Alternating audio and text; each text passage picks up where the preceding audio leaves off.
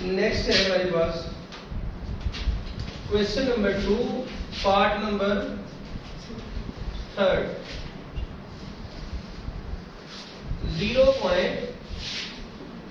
0.027 whole power -1/3। सबसे पहले जो इसका बेस डेसिमल फॉर्म में है इसको आप फ्रैक्शनल फॉर्म में लेके आए, कसर की शक्ल में लेके आए। उसके लिए ये जहां से डिजिट शुरू होता है 27 ये लिख ले। पॉइंट के बाद जिधर से डिजिट शुरू होता है वो 27 लिख लिया और नीचे क्या करना, ये पॉइंट की जगह आपने 1 लगा देना और आगे डिजिट गिन लेने हैं कि कितने डिजिट आगे 0 2 7 कितने हैं, ये 3 है, उतने आपने साथ क्या लगा देने हैं 0। यूं डेसिमल जो है वो फ्रैक्शन में चेंज हो जाता है। और सारे की पावर कितनी है, ये पावर है -1/3। अब अगला स्टेप क्या है कि ये पावर क्या कर लो, पॉजिटिव कर लो। क्या कर लो, उसके लिए आप इसका डिनोमिनेटर जो है वो क्या बना देंगे, न्यूमरेटर, और न्यूमरेटर क्या बना देंगे, ये मखरज क्या बन जाएगा, शुमार कुनिंदा, और शुमार कुनिंदा क्या बन जाएगा, मखरज। बना दो जी, ये आ गया हमारे पास 100,000 डिवाइडेड बाय 27, सारे की पावर पॉजिटिव 1/3, पॉजिटिव 1/3 इक्वालिटी। 1000 को आप क्या लिख सकते हैं, ये 3 है ना, तो इसको भी 3 की फॉर्म में लिखें। 10 ज़रब 10 ज़रब 10 कितना बन जाता है, पूरा 1000 बन जाता है। ठीक है, वैसे तो आप फैक्टराइजेशन भी करेंगे ना 2 3 जिसकी शक्ल में आएगा वो भी ये बनेगा, लेकिन थोड़ा सा माइंड को ब्रॉड करें और इसको भी आप 3 की पावर में लिखें। जैसे कि हम इसको 10 की पावर क्या लिख सकते हैं, 3 लिख सकते हैं, इससे जरा इजी हो जाएगा। 10 की पावर ये 3 लिख लिया, और 27 किसकी पावर 3 होता है, 3 की पावर 3। ये प्रॉपर प्राइम फैक्टराइजेशन है, लेकिन इसमें थोड़ा सा आप रट्टा भी कह लें या यूं कह लें कि आप अगर मैथ आपको ज्यादा आता है तो यूं ये करना आसान हो जाएगा। नहीं तो इसको भी क्या करेंगे, प्राइम फैक्टराइजेशन से करेंगे तो वो सारा जो एंड पे आंसर आएगा वो सेम ही आएगा। सारी की पावर कितनी होगी, 1/3।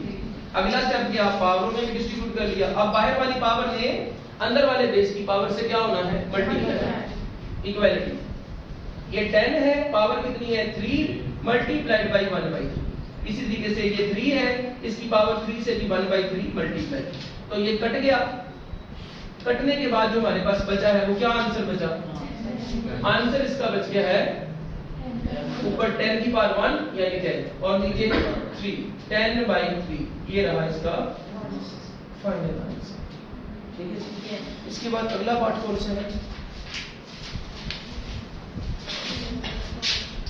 Part number 4।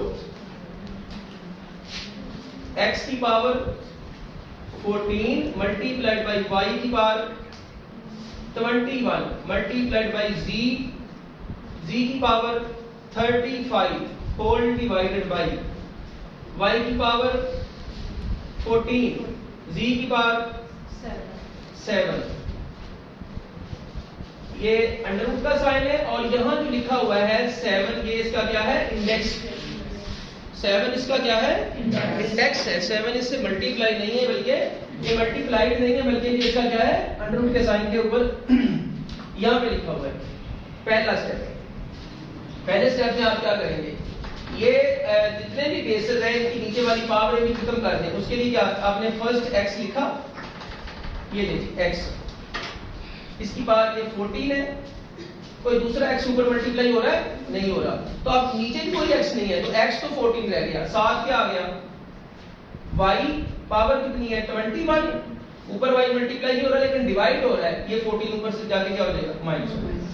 इस y की पावर 14 को 21 से हमने क्या कर लिया, माइनस, मल्टीप्लाइड बाय z की कितनी पावर है 35, और ये जो डिवाइड हो रहा है इसकी पावर 7 ऊपर जाके माइनस कर देंगे, और इसको अब एक्सपोनेंशियल फॉर्म में भी तब्दील कर देंगे, स्क्वायर रूट इसका खत्म कर देंगे। उसके लिए हम इसकी पावर क्या करेंगे, जो इंडेक्स है ये 7/1 है, तो ये क्या हो जाएगा 1/7, रेसिप्रोकल होकर यहां आ जाएगा। यहां लिखा होगा ना 2/3, तो वो 3/2 हो जाएगा, इक्वालिटी। पहले इनको सॉल्व कर ले अंदर वालों को। x की पावर 14 मल्टीप्लाइड बाई y की पावर 21 में से 14 माइनस करेंगे तो 7 आ गया, मल्टीप्लाइड बाई z की पावर 28, सारे की पावर कितनी हो गई 1/7 इक्वलिटी x की power 14 multiplied by 1/7 multiplied by y की पावर 7 से भी y वाली पावर 1/7 मल्टीप्लाई होगी, और जो z है इसकी पावर 28 से जिसको 1/7 को हमने क्या कर दिया मल्टीप्लाई कर दिया। क्या इस स्टेप में हमने किया है, हर एक की पावर को y वाली पावर से क्या कर दिया गया है मल्टीप्लाई।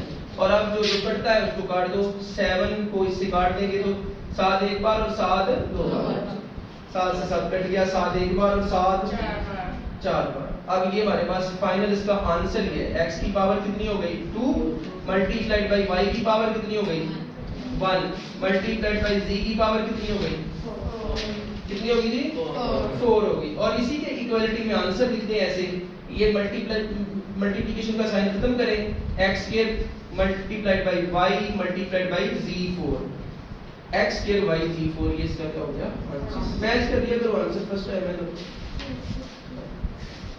हर एक का आंसर चेक करते जाएगा।